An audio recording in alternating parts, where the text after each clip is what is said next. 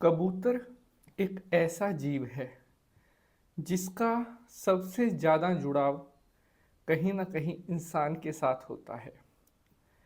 हमारे धर्म ग्रंथों में, ज्योतिष शास्त्रों में बताया गया है कि कबूतर इंसान को कई जाने अनजाने संकटों से या भावी भविष्य की होने वाली घटनाओं का संकेत पहले ही देने लगता है। शायद और कोई भी जीव, पक्षी ऐसा नहीं है जो कबूतर की तरह एक संदेशवाहक बनकर मनुष्य के निकट वर्तमान भविष्य का अंदेशा मनुष्य को सबसे जल्दी दे देता है।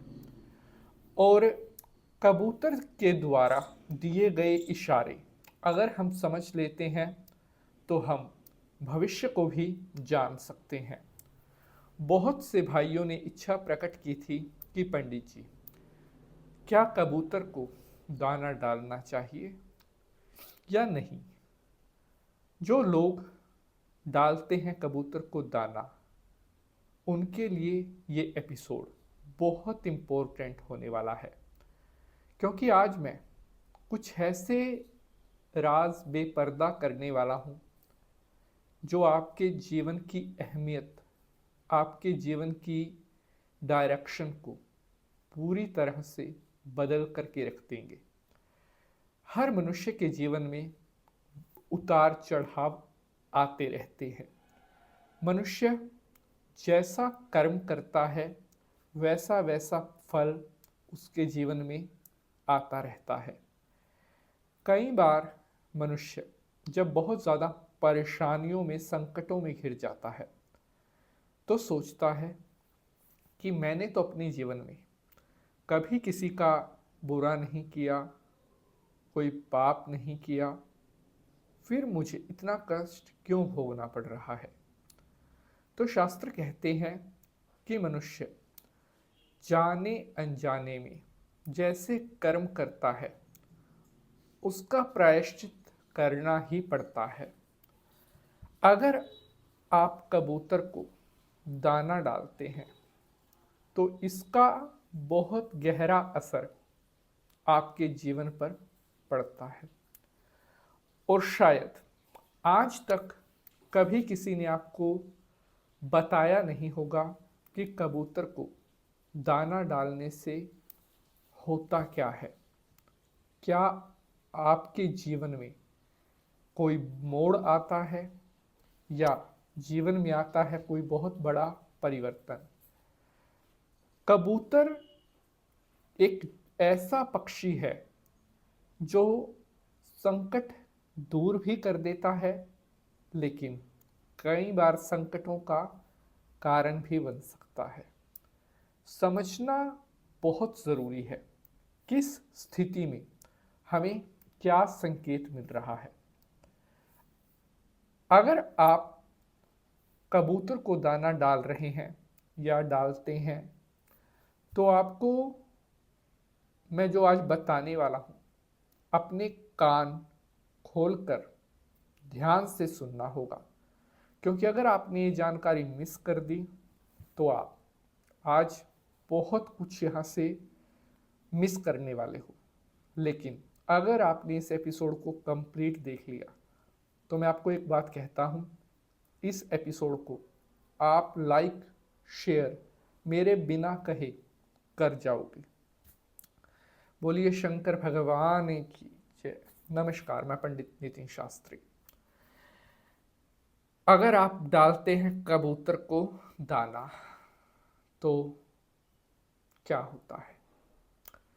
प्यारे बंधुजनों, कहते हैं जिस व्यक्ति की जन्म कुंडली में राहु या बुध पीड़ा दे रहे हैं या आपकी कुंडली में राहु की महादशा चल रही है या आपका बुध बहुत ज़्यादा खराब चल रहा है, आपका बुध ग्रह बहुत ज़्यादा वीक चल रहा है, कबूतर को दाना डालने से ये दोनों ग्रह राहु और बुध एक्टिव हो जाते हैं। मतलब ये अपना अशुभ फल देना बंद कर देते हैं और शुभ फल देना स्टार्ट करने लगते हैं। राहु की पीड़ा, बुध की पीड़ा अगर आप दूर करना चाहते हैं तो आप कबूतर को दाना जरूर डाल सकते हैं। लेकिन बहुत से भाई बहनों ने पूछा था कि पंडित जी, क्या हम अपने घर की छत पर, मकान की छत पर कबूतर को दाना डाल सकते हैं? तो इसका उत्तर है नहीं। छत पर दाना डालना सबसे अशुभ माना जाता है। जो लोग घर की छत पर कबूतर को दाना डालते हैं, आज ही इस वीडियो के साथ ही ये वचन ले लो कि आज के बाद कभी घर की छत पर दाना नहीं डालेंगे। क्यों? उसका मैं कारण आपको बताता हूँ। छत को राहु माना जाता है और जब आप छत पर दाना डालोगे तो वहाँ कबूतर आकर बैठेंगे। कई बार वो गंदगी भी कर देते हैं, मल मूत्र त्याग देते हैं, या कई बार दाना चुगते समय भी वो छत पर काफ़ी गंदा छत को कर देते हैं। ऐसा करने से आपका राहु अच्छा होने की बजाय और ज़्यादा खराब हो सकता है। जो लोग अपने घर की, मकान की छत को साफ सुथरा रखते हैं, उनका राहु कभी भी खराब नहीं होता। इसीलिए घर की छत पर कबूतर को दाना डालने से बचना चाहिए, राहु खराब नहीं होगा। अगर आप कबूतर को दाना डालते ही हो या डालना चाहते ही हो तो आप खुली जगह में कबूतर को दाना डाल सकते हैं।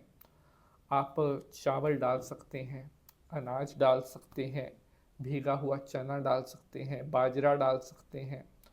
कहते हैं जो मनुष्य 7 प्रकार का अनाज सतनजा कबूतर को डालते हैं, उनके जीवन में आ रही भारी से भारी परेशानी तुरंत प्रभाव से दूर हो जाती है।